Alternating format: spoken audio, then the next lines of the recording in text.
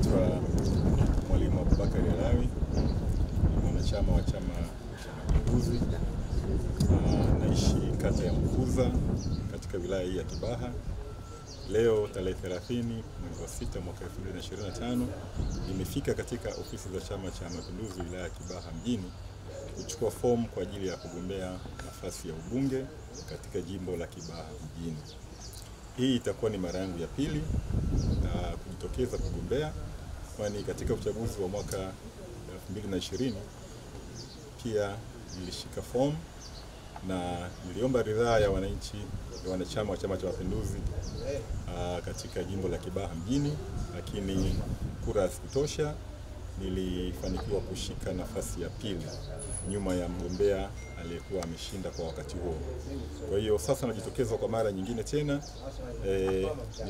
nikiwaomba wanachama Chama cha Mapinduzi katika jimbo la Kibaha mjini waweze kunipa ridhaa pale ambapo itafika wakati kama ambavyo utaratibu umewekwa na chama chetu.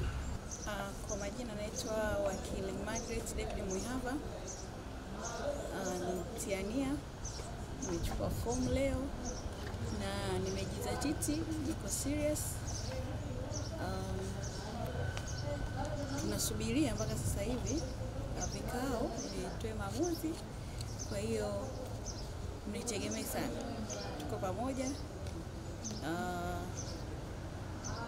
na mama yetu Mama Samia Suluhu Hassan na ara zetu 4. Jina langu Tatu Kondo. Mimi ni mwenyekiti shirikisho la watu wenye ulemavu mkoa wa Pwani.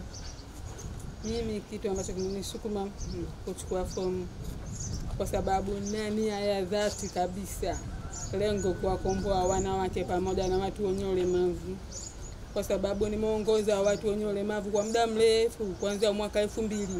Naongoza tu watu wenye ulemavu. Nimeona sasa ni wakati kuwaongoza watu jumuishi, kitu ambacho nataka mimi kuwaongoza wanawake